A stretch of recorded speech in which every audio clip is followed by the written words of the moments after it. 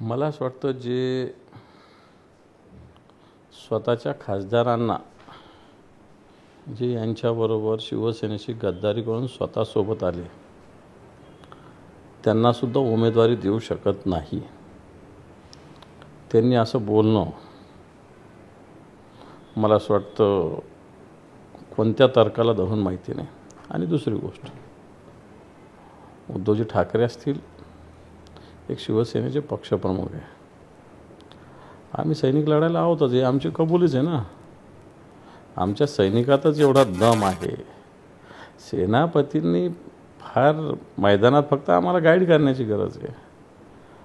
एवढ्या आमच्या शिवसैनिकामध्ये ताकद आहे की सेनापतींनी फक्त मार्गदर्शनाच्या बळावरसुद्धा आम्ही लढाई जिंकू शकतो. आणि म्हणून मला असं वाटतं जे काही श्रीकांत शिंदे बोलले, आधी स्वतःचं तपासावं.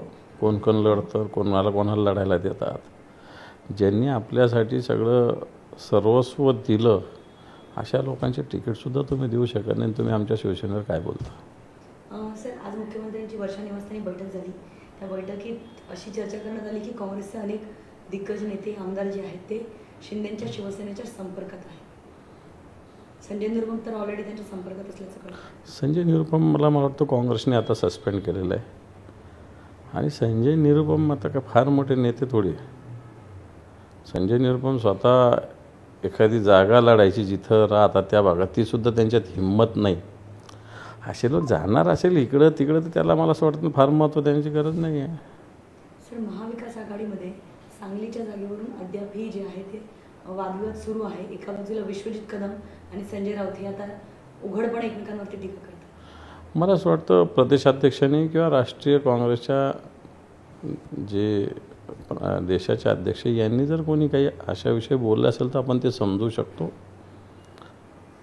आता महाराष्ट्राचे अध्यक्ष नाना पटोले आहेत, यांनी काही बोललं तर मी समजू शकतो त्या जागेविषयी. परंतु मला असं वाटतं यांनी सुस्पष्टपणे भूमिका मांडलेली की राज्याच्या दृष्टीनं हा विषय संपलेला आहे. केंद्र योग्य तो निर्णय घेईल.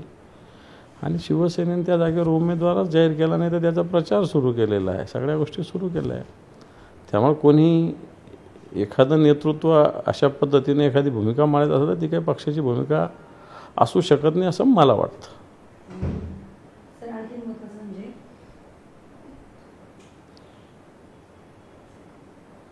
सर महायुतीमध्ये आता एकनाथ खडसे सुद्धा सामील होण्याची शक्यता आहे.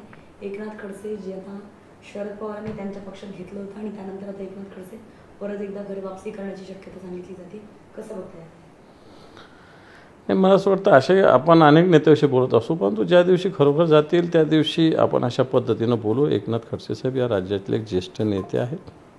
भारतीय जनता पार्टीने कशा पद्धतीनं त्यांना त्रास दिला, एक नेतृत्व होतं विरोधी पक्षनेते म्हणून, या राज्याचे मंत्री म्हणून प्रभावी काम केलेलं असताना भारतीय जनता पार्टीने ज्या पद्धतीनं त्यांची पिळवणूक केली, ज्या चौकशीची ससेमिरा त्यांच्या मागे लावली, आणि त्याच भारतीय जनता पार्टीला असं वाटतं की एकनाथ खडसे आपल्याकडेच यावं, तर मग यांनी हा का केला होता प्रश्न, भारतीय जनता पार्टीने असं का केलं होतं हा पण प्रश्न आहे. म्हणजे भारतीय जनता पार्टीची दुटप्पी नीती आहे. एकीकडे लोकांना पक्षातून बाहेर काढायचं, त्यांच्यावर आरोप घ्यायचे आणि पुन्हा त्यांना घ्यायचं, म्हणजे नेमकं काय. त्यामुळे या सगळ्या गोष्टी जर खरोखर अशा गोष्टी झाल्या तर त्याच्यावर बोलता येईल.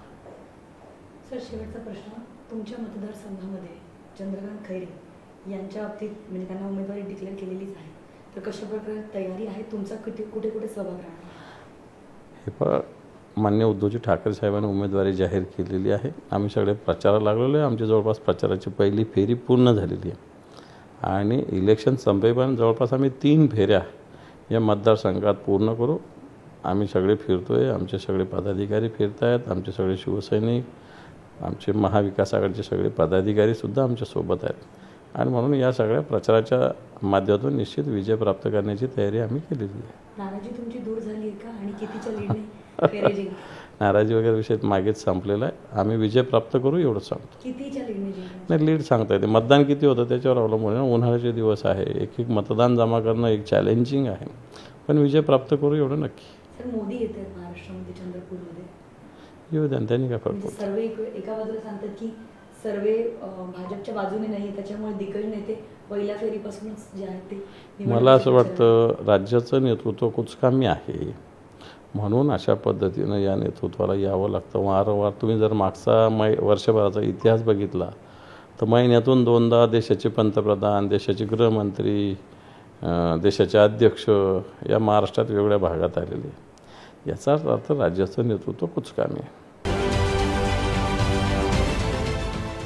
देश विदेशातील प्रत्येक घडामोडींचे लाईव्ह अपडेट मिळवण्यासाठी आता साम टीव्हीच्या सर्व सोशल मीडिया प्लॅटफॉर्मला लाईक, फॉलो आणि सबस्क्राईब करा.